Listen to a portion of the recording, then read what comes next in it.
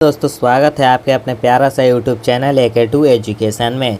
AK2 education में आप सभी का बहुत बहुत स्वागत है। आज हम लोग मैट्रिक बोर्ड परीक्षा कक्षा 10th के लिए जो भी स्टूडेंट कक्षा 10th में है उनके लिए सोशल साइंस, आज हम लोग आर्ट का सोशल साइंस के जो कि इकोनॉमिक्स है, अर्थशास्त्र, इकोनॉमिक्स अर्थशास्त्र के चैप्टर नंबर 1 देखने वाले हैं जो कि है अर्थव्यवस्था एवं इसके विकास के इतिहास। अर्थव्यवस्था एवं इसके विकास के इतिहास के बारे में फुल डिटेल में पढ़ेंगे।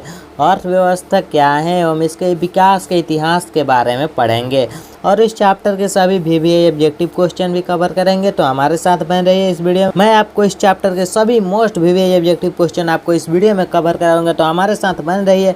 तो चलिए आज की क्लास को बिना टाइम वेस्ट किए स्टार्ट करते हैं। तो चलिए आज की क्लास का फर्स्ट क्वेश्चन दिया गया है 1 नंबर, निम्न में कौन से देश में मिश्रित अर्थव्यवस्था, इनमें से किस देश में मिश्रित अर्थव्यवस्था पाई जाती है? आप ऑप्शन ए में America, option B Bharat, option C चीन और ऑप्शन डी इनमें से कोई नहीं। तो भारत है, भारत में मिश्रित अर्थव्यवस्था है, भारत में मिश्रित अर्थव्यवस्था है, भारत देश में मिश्रित अर्थव्यवस्था है। अगला क्वेश्चन है निम्न में कौन प्राथमिक क्षेत्र कहा जाता है? निम्न में कौन प्राथमिक क्षेत्र कहा जाता है? ऑप्शन ए में सेवा क्षेत्र, औद्योगिक क्षेत्र, ऑप्शन सी में कृषि क्षेत्र, ऑप्शन डी में इनमें से कोई नहीं।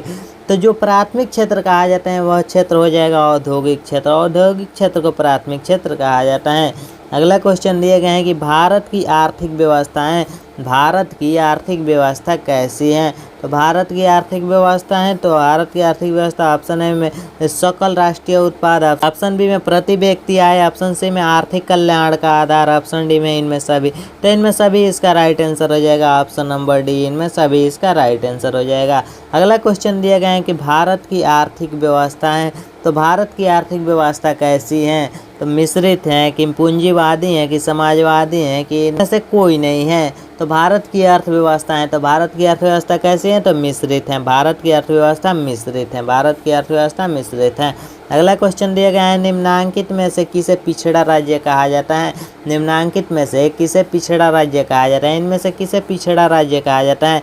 ऑप्शन ए में Punjab, option B Bihar, option C Delhi और ऑप्शन डी गुजरात दिया गया है। तो इनमें किसे पिछड़ा राज्य कहा जाता है? तो वह है बिहार, बिहार को पिछड़ा राज्य कहा जाता है। अगला क्वेश्चन है भारत में नीति योजना आयोग की स्थापना हुई? भारत में नीति आयोग की स्थापना हुई, तो भारत में नीति आयोग की स्थापना कब हुई? तो भारत में नीति आयोग की स्थापना 1 जनवरी 2015 में, 1 जनवरी 2015 में भारत में नीति आयोग की स्थापना हुई।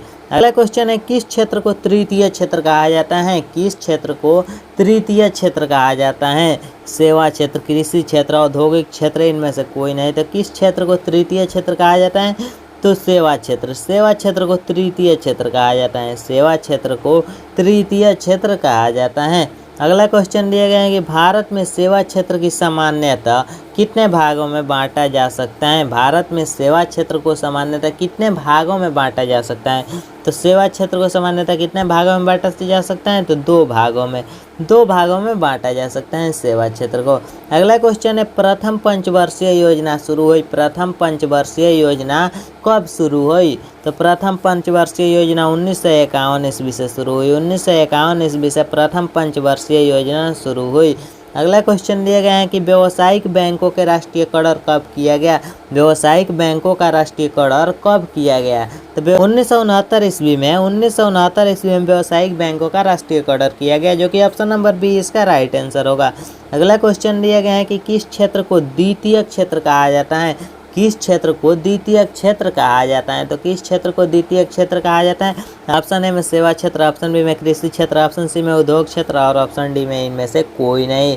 तो किस क्षेत्र को द्वितीय क्षेत्र कहा जाता है? तो जिस क्षेत्र को द्वितीय क्षेत्र कहा जाता है वह है उद्योग क्षेत्र, उद्योग क्षेत्र को द्वितीय क्षेत्र कहा जाता है। अगला क्वेश्चन है भारत में योजना आयोग का गठन कब किया गया था? भारत में योजना आयोग का गठन कब किया गया था? तो भारत में योजना आयोग का गठन कब किया गया था? 15 मार्च 1950, 15 मार्च 1950 ईस्वी को भारत में योजना आयोग का गठन किया गया था, 15 मार्च 1950 को। अगला क्वेश्चन है वर्तमान समय में विश्व व्यापार संगठन के कुल कितने सदस्य देश हैं? वर्तमान समय में विश्व व्यापार संगठन के कुल कितने सदस्य देश हैं? तो कुल कितने सदस्य देश है? तो 162 देश, 162 देश इसका राइट आंसर हो जाएगा, 162 देश। अगला क्वेश्चन है राष्ट्रीय विकास परिषद के अध्यक्ष कौन होता है? राष्ट्रीय विकास परिषद के अध्यक्ष कौन होता है? तो राष्ट्रीय विकास परिषद के अध्यक्ष कौन होता है?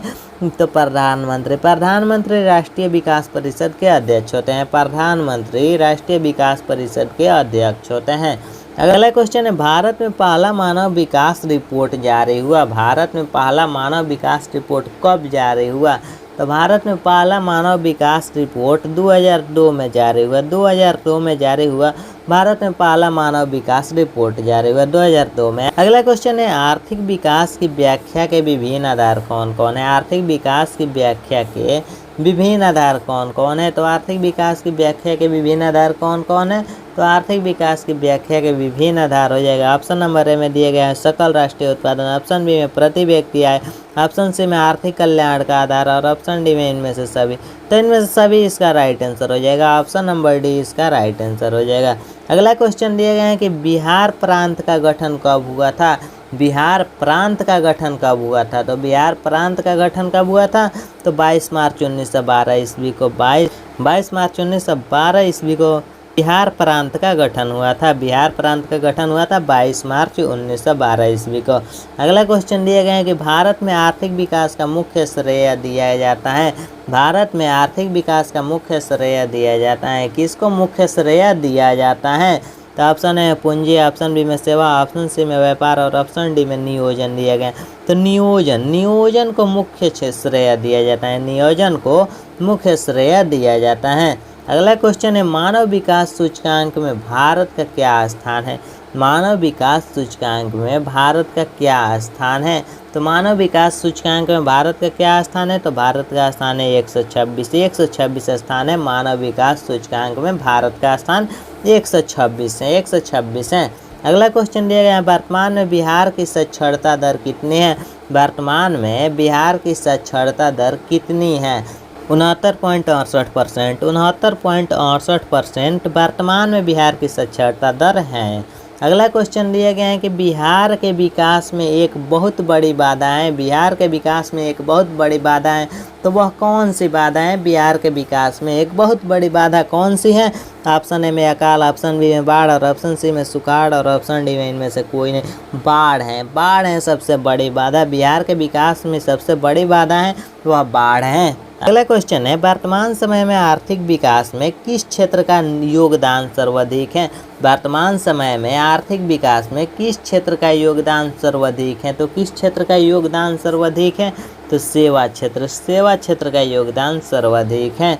अगला क्वेश्चन है, विकास दर के मामले में कौन सा राज्य अग्रणी है?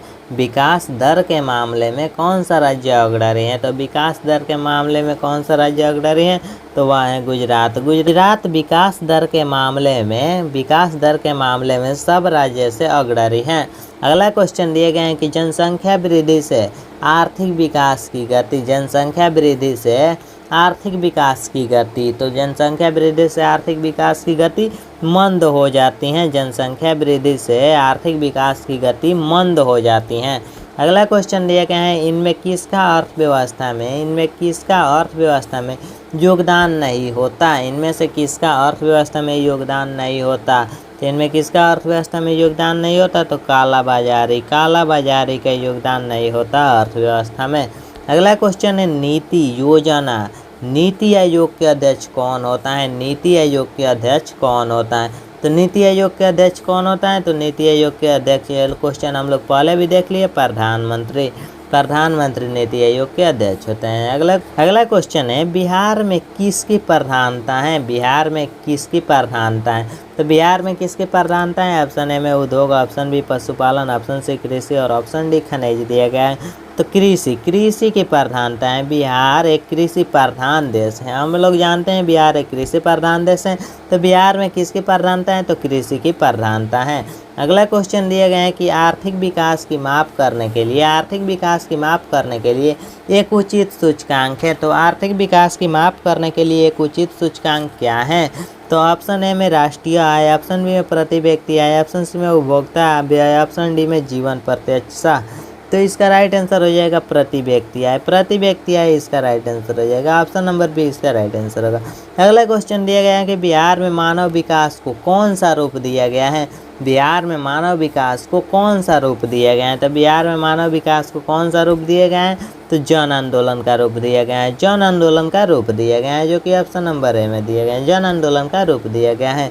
मानव विकास के मामले में सर्वोच्च राज्य है, मानव विकास के मामले में सर्वोच्च राज्य कौन सा है? तो मानव विकास के मामले में सर्वोच्च राज्य है वह है केरल, केरल सर्वोच्च राज्य है, केरल इसका राइट आंसर होगा। इस पीडीएफ का आंसर देख सकते हैं आप सभी, बिल्कुल इजी है और आसान है। और इस पीडीएफ इसका कहाँ मिलेगा और आंसर भी कहाँ मिलेगा? तो आंसर भी पीडीएफ में है, तो कहाँ से डाउनलोड करना है? तो डिस्क्रिप्शन में लिंक है, डिस्क्रिप्शन में पीडीएफ का लिंक है, वहाँ से जाकर डाउनलोड कर लीजिए। और इस सब्जेक्ट के नोट्स और पीडीएफ, इस सब्जेक्ट का शॉर्ट नोट्स सब्जेक्टिव क्वेश्चन भी लेना चाहते हैं तो आप हमारे इस नंबर पर संपर्क कर सकते हैं 8969831773। इस नंबर पर व्हाट्सअप करके आप ले सकते हैं। इस चैप्टर के सभी चैप्टर के 10th और 12th के कंप्लीट कोर्स का नोट्स पीडीएफ है, ऑब्जेक्टिव सब्जेक्टिव कंप्लीट कोर्स बिल्कुल फ्री में मिल रहा है। तो चैनल को सब्सक्राइब कीजिए, वीडियो को ज़्यादा से ज़्यादा शेयर कीजिए। Thanks for watching my video.